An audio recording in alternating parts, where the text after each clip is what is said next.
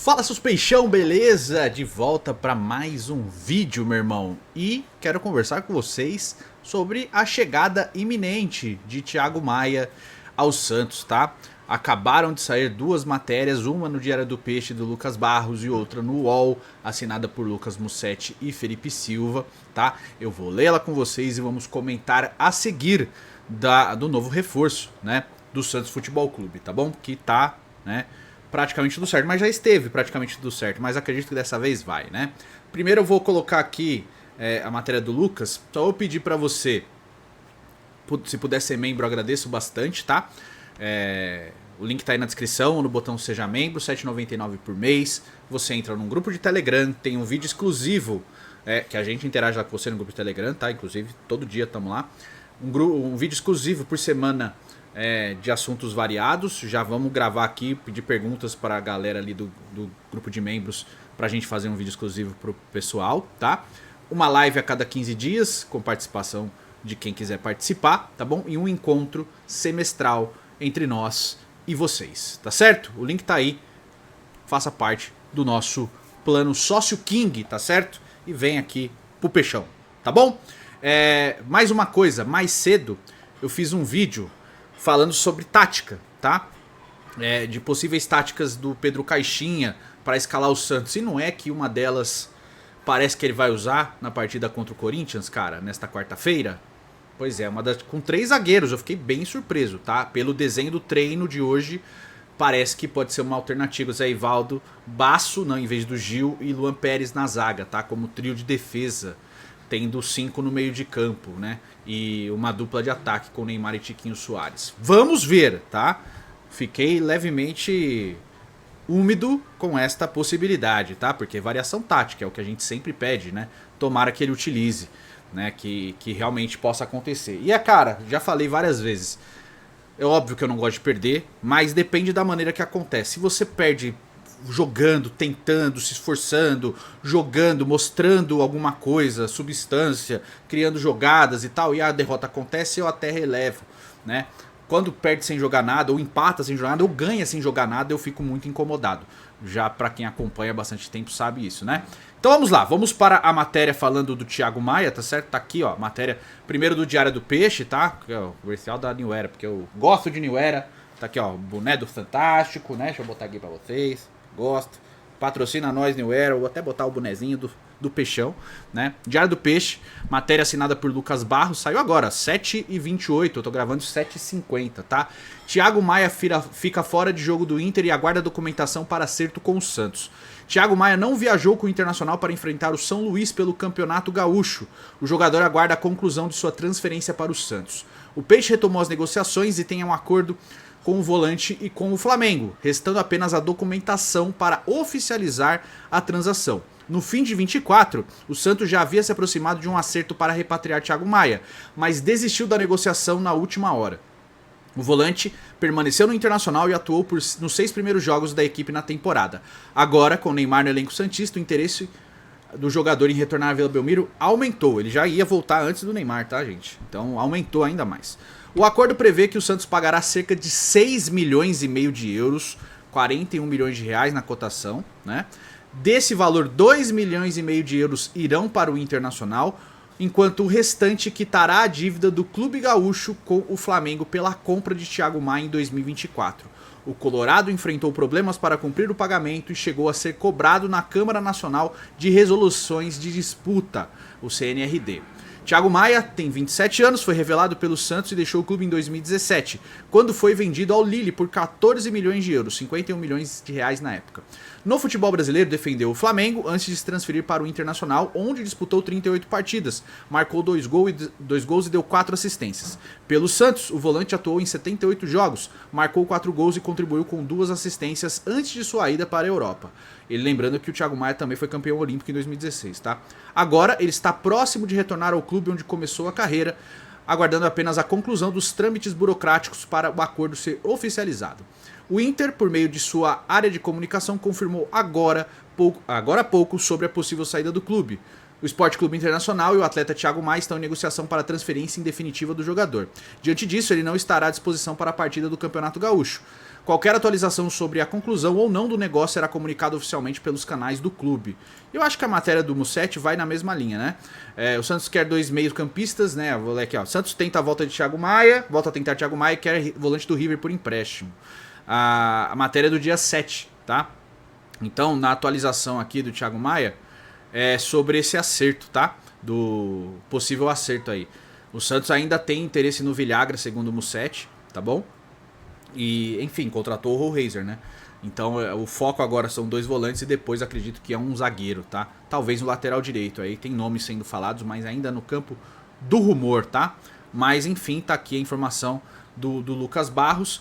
A chegada do Thiago Maia, que já era quase certa e foi por um detalhe no último momento, acabou não acontecendo, agora parece que vai mesmo, tá? Óbvio, né? Primeiro vamos falar de valores empregados. Eu tô achando, como torcedor, tô achando estranho o Santos colocando tanto dinheiro em contratações. Tô achando estranho, tá? Não tô incomodado com as contratações. Porque, querendo ou não, é diferente de sair contratando jogador pra ganhar um barão por mês, sem pagar transferência, mas tipo jogador que não vai render nada, né? Que o torcedor, inclusive eu, ficou iludido, achando que ia render pra caramba, como é o caso do Morelos, por exemplo, tá? Então, nesse caso, pelo menos nessa situação aqui, Rollraiser e Thiago Maia são jogadores caros, tá? De muito investimento, mas que teoricamente vem para resolver um problema. O Thiago Maia vem ao Santos, volta para ser titular absoluto do meio de campo, para jogar como um camisa 8, tá? Jogou como 5 no Flamengo, mas jogou como 8 no Internacional e foi muito bem, jogando como um segundo volante. Quase fez gol no Grenal, né? Jogou bem o Grenal aí, eu assisti. Então é um jogador que foi muito bem sob o comando do Roger Machado. É um tipo de jogador que o Pedro Caixinha gosta muito, esse meio campista que tem poder de marcação, mas também tem poder de criação. Tudo que a gente exige do Pituca, né, no posicionamento como um segundo volante, o Thiago Maia faz. Tá? Por isso que a gente insiste que o Pituca, talvez mais recuado, possa ser uma alternativa melhor. Porém, eu acho que nesse caso o que vai acontecer é que o Pituca passará a ser o reserva imediato do Thiago Maia. Eu acho que é essa situação que vai acontecer. Talvez não num primeiro momento, o Pituca continua titular até que surja a oportunidade para o Thiago Maia, né? Porque a gente sabe como é que funciona a hierarquia de elenco dentro do futebol, né? Você não vai lá e saca o cara de uma hora para outra, você tem que respeitar o processo, etc. Geralmente é assim, a não ser que alguma coisa muito abrupta aconteça, né? Mas teoricamente é para isso. O Thiago Maia vem para ser o titular da posição como segundo volante, né? E aí o Pituca vai brigar com ele e também com o Rincon e com o Schmidt. Acho que vem ainda um volante, um primeiro volante. O Villagra é um dos nomes, tá? O Villagra, teoricamente, se for contratado, também viria para ser o pilar da posição, o camisa 5. Era o Paredes, que com certeza seria, tá? Então, para ser um primeiro volante, o Nardoni também é esse tipo de jogador. Então o Santos vai atrás desse atleta. E aí vamos ver se na zaga vai trazer alguém, tá? Mas, óbvio, em termos técnicos, ótimo jogador. Eu não sei se eu traria, até falei sobre ele em outros momentos, né? Eu achava um valor muito alto, ainda a gente tá falando tudo antes do Neymar. A gente falou, pô, pega essa grana e investe no Rollraiser. Tudo isso antes do Neymar, né, realmente voltar ao Santos. Quando o Neymar volta, muda todo o panorama de contratações, que tipo de investimento vai ser feito. Mas a gente fica preocupado, com a pulga atrás da orelha ainda. Por quê? Porque a gente ainda não sabe se o Santos vai virar SAF, né? Então esse dinheiro pode estar entrando bastante, mas uma hora a torneira seca. Você não é uma fonte inesgotável de dinheiro jorrando por uma torneira, entende? Então por isso que a gente fica meio ressabiado, né? Porque querendo ou não, o Santos está gastando dinheiro. Em bons reforços? Sim, em bons reforços. Diferente de outros momentos com o antigo presidente, tá? Então são boas contratações, não vou criticar. Eu acho que o Gabriel Veron foi uma boa contratação, eu coloquei numa lista de scout. O Barreal também coloquei na lista de scout, né? O David Washington coloquei na lista de scout. Então sou jogador, o Rollraiser nem se fala, né? Já tinha colocado em outras oportunidades, né? Então sim, e o Neymar coloquei também. Então são jogadores que eu já aprovei em outro momento. O Thiago Maia eu não tinha trazido nessa lista, mas de fato fez um ótimo campeonato brasileiro na temporada passada, jogou muito bem pelo Internacional, né? Virou titular absoluto no meio de campo do Roger Machado, então é um cara que vem para ser o nosso titular. Então o Santos contratou um pilar para a posição, como eu sempre venho falando. Se for para contratar um pilar da posição, eu sou a favor. Se não, cara, investe na base. O Rian acabou se machucando, né? Acredito que vai passar por uma pequena cirurgia aí, melhoras pro Rian, né? Ou se vai fazer só tratamento, ainda não tenho certeza. mas teve uma contusão no joelho. Mas eu não acredito que é das mais graves, tá? Mas teve uma pequena contusão. Vai ficar um tempo fora. Então nenhuma chance ele vai ter ainda, né? Só foi pro banco algumas oportunidades com o Pedro Caixinha. Mas o Thiago Maia vem para ser titular da posição. Então vamos ver se o Santos ainda vai atrás de mais um volante, tá? Lembrando que a janela de transferência aqui do futebol brasileiro se estende até o dia 23 de fevereiro, então ainda há tempo hábil para ir atrás de mais alguns jogadores. Eu acho que o elenco está quase fechado, tem bons nomes, o Santos tem muita variação de jogadores. O vídeo que eu gravo sobre variações táticas, que você vai assistir depois desse aqui, por favor, né? Ele fala muito disso, né? E eu mostro ali, eu mostro o campinho, eu explico e tal.